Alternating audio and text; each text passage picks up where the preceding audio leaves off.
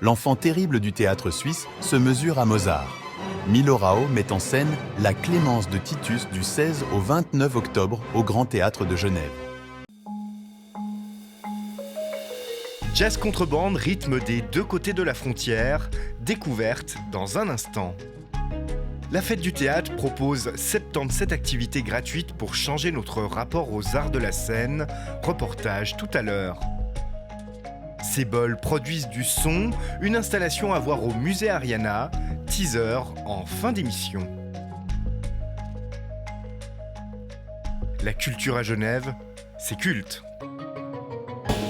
Ce mardi soir au Chat Noir, le public est dense. Ce concert se déroule dans le cadre du festival Jazz Contrebande.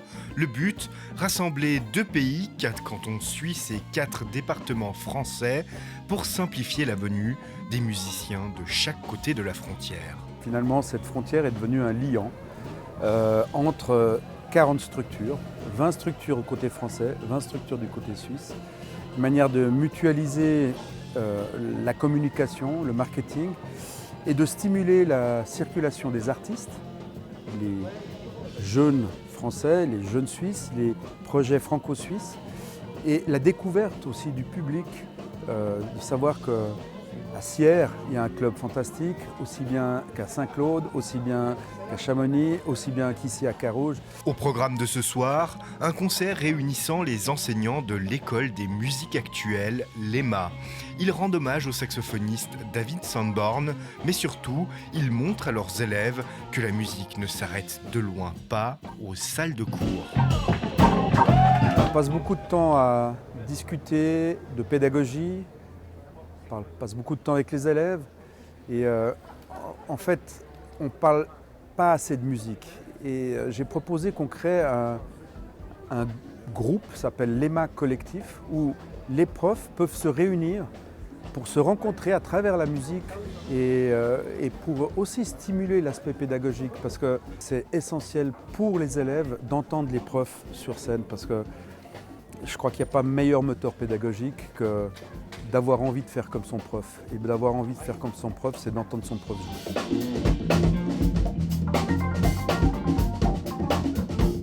Une musique festive, un collectif passionné et divers, à l'image du jazz, un style aux multiples facettes. Le jazz, alors clairement pour moi c'est un état d'esprit, c'est pas une histoire de style.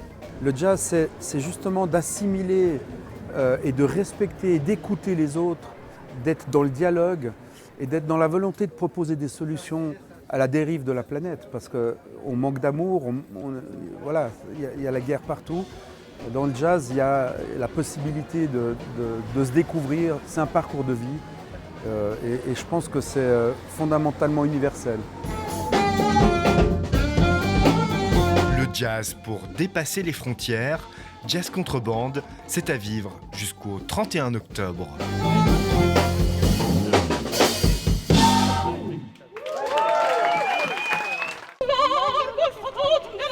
Cette semaine se tient une nouvelle édition de la Fête du Théâtre. La manifestation a débuté ce dimanche avec la Cour à Germaine, un joli nom pour une journée dédiée aux arts de la rue.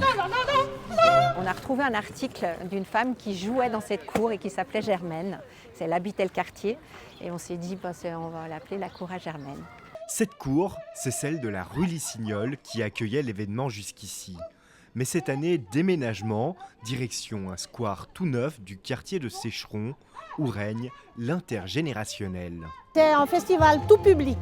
Il y en a pour les petits, pour les grands. Il y a l'OMS, il y a des habitations, il y a une coopérative, il y a un espace commun en bas dans lequel on peut organiser le bar et les loges.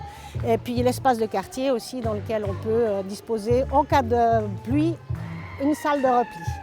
Et moi c'est Josette et je suis à la recherche de ma copine. Oh, je le savais. Une autre prétendante. Elles sont toutes à mes pieds. Les arts de la rue, une façon de rendre le théâtre plus proche du public et d'aller à sa rencontre. On est obligé de s'adresser directement au public et puis de prendre le public par la main et de les emmener dans notre univers. Et pour moi, ça c'est un côté magique parce que des fois avec très peu de choses, Et c'est vrai que la plupart des spectacles qui sont là aujourd'hui, c'est des spectacles très légers techniquement. Eh ben, on arrive à créer un univers et à embarquer les gens dans notre histoire. Cette année, la Fête du théâtre propose 77 activités réparties sur de nombreuses scènes genevoises, mais pas que. L'idée, c'est de rassembler justement tous les théâtres, de fédérer et d'inciter le public à découvrir les arts de la scène sous différentes manières. Donc tout est gratuit, on travaille main dans la main avec nos partenaires. Et l'idée, c'est vraiment de promouvoir cet événement et de l'offrir à la majorité des Genevoises et des Genevois. Elle est où, Josette? Oh, elle est partie. Il y a des spectacles, des activités traditionnelles, il y a des ateliers, il y a des spectacles qui se passent hors des lieux traditionnels, hors des théâtres. Il y a des recettes sur un plateau où on accueille les directions fraîchement nommées à cuisiner devant le public. Et puis, il y a la cour à Germaine où nous sommes aujourd'hui actuellement. La Fête du théâtre, c'est à vivre jusqu'au 13 octobre. Tout le programme est à découvrir sur leur site internet. Le pays des chaussettes perdues? Dans le grand hall du musée Ariana, 24 bols sur une étagère métallique. Ils forment un ensemble capable de stimuler nos sens. Derrière moi, vous voyez une installation de l'artiste suisse Laurin Schaub. La pièce est intitulée Sustain. C'est le résultat de 2 ans de travail, d'expérimentation, un projet qui vient relier la céramique et le son. Tous les quarts d'heure, un système informatique permet d'actionner une foule de mécanismes. Les bols deviennent chantants. Chaque pièce est reliée soit à un marteau électronique, soit à un transducteur. Donc un transducteur, il faut imaginer un petit disque qui vient frotter la surface du bol afin de le faire vibrer. C'est ça qui va nous donner ces sons en continu. Chaque fois, c'est une expérience unique et différente. Des fois, ce sera juste 2-3 bols qui s'activent avec un son un peu plus doux, méditatif.